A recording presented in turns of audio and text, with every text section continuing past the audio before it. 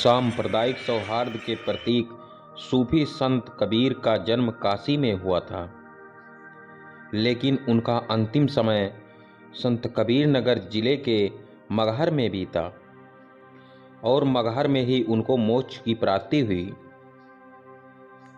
संत कबीर दास जी का काशी से मगहर आने का कारण यह था कि वहाँ के लोग कहते थे कि जो काशी में मरेगा वह स्वर्ग पाएगा और जो मगहर में मरेगा वह नरक को पाएगा। इसी भ्रम को दूर करने के लिए उन्होंने मगहर को चुना।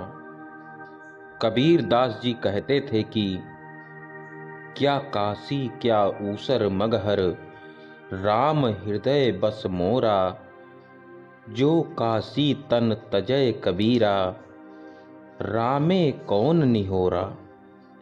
अर्थात काशी हो या फिर मगहर का ऊसर, मेरे लिए दोनों ही एक जैसे हैं, क्योंकि मेरे हृदय में राम बसते हैं।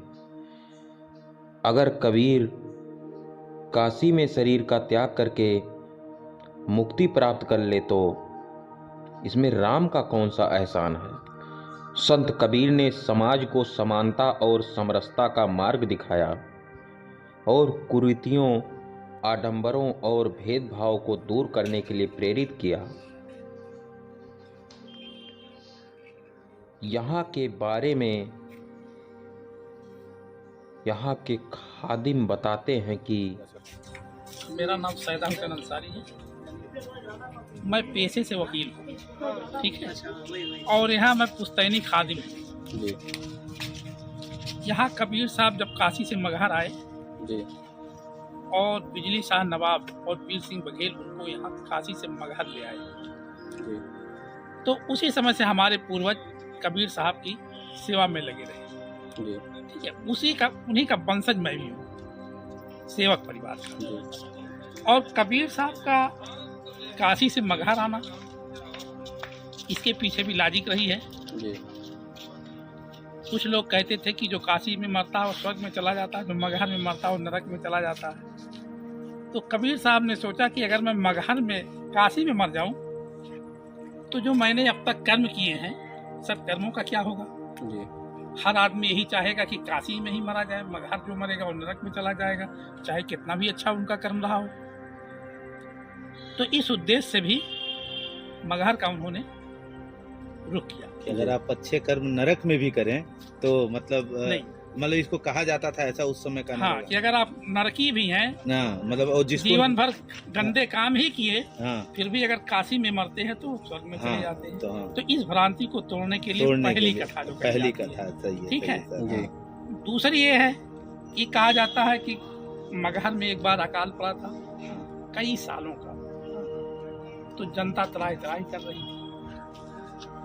तो बिजली शाह को किसी ने बताया कि काशी में एक कबीर नाम के संत हैं, अगर वो आ जाए तो हो सकता है कि उनकी प्रार्थना ईश्वर सुन ले और इससे जो है समस्या से निजात मिल जाए, छुटकारा मिल जाए। जी इस हिसाब से भी उन्होंने इस तरह का मगहर आना पसंद किया, जी ठीक है। और मगहर का इतिहास जान लीजिए। मगहर जैसा कि नाम ही है, मगहर का नाम अगर आप देखेंगे तो मार घर है, शाब्दिक अर्थ होता है जी कि जहाँ चोर लुटेरे और इस तरह के लोग रहते हो कि कोई जाता हो राहगीर तो उसको लूट लिया जाता हो। और दूसरा अगर आध्यात्मिक अर्थ देखेंगे तो इसका मार्ग हरि नाम है, हरि तक पहुँचाने वाला मार्ग है, जी ठीक है।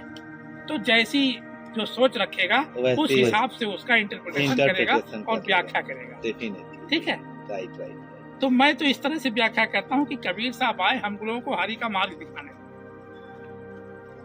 बहुत और जब कबीर साहब आए तो अंतिम दौर था उनका, लगभग यहाँ 2 सालों तक रहे, जी ठीक है। और उसके बाद चूंकि उनको दोनों लोग मानते थे, दोनों महान थे, एक बिजली शाह नवाब और पीर सिंह बघेल, जी ठीक है।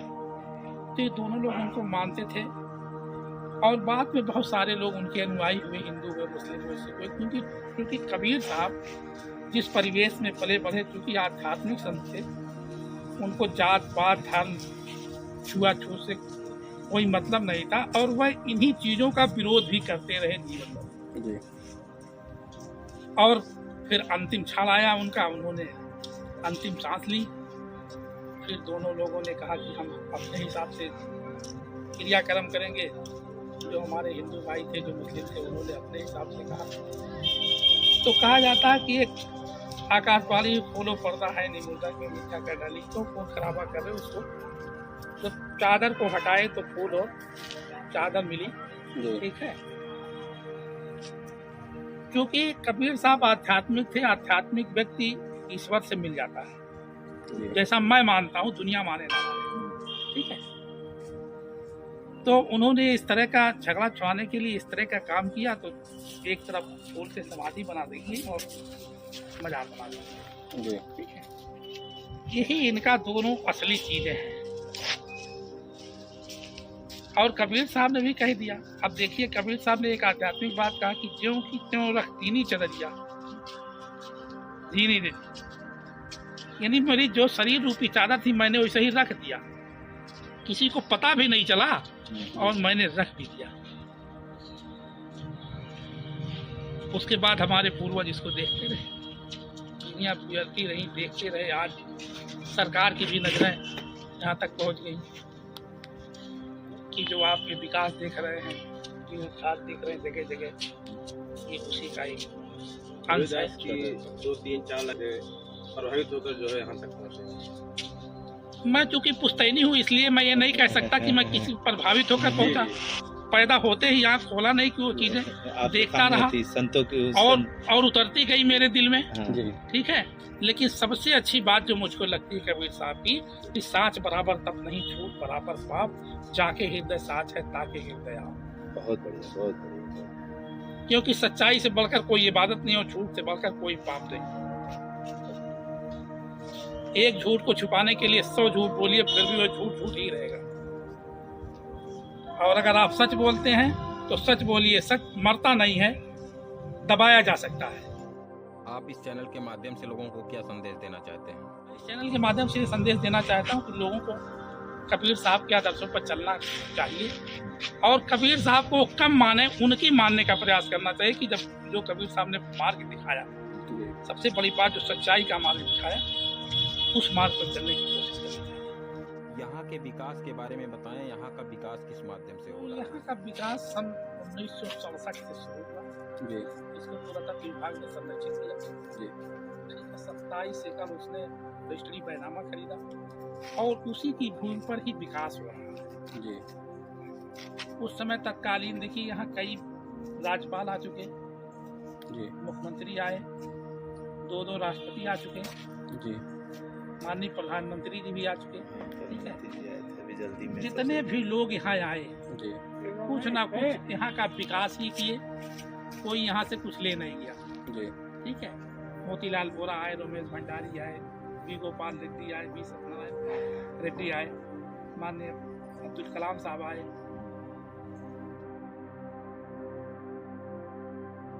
और फिर सबसे ज्यादा तो हम उनको श्रेय देंगे जो हमारे तत्कालीन यहाँ के विकास के लिए, यहाँ को इस स्थल को उन्होंने जो पर्यटन के क्षेत्र में ला दिया, उन्हीं की देन थी कि माननीय प्रधानमंत्री जी का यहाँ तक आए, और उन्होंने उनका जो है सहयोग किया।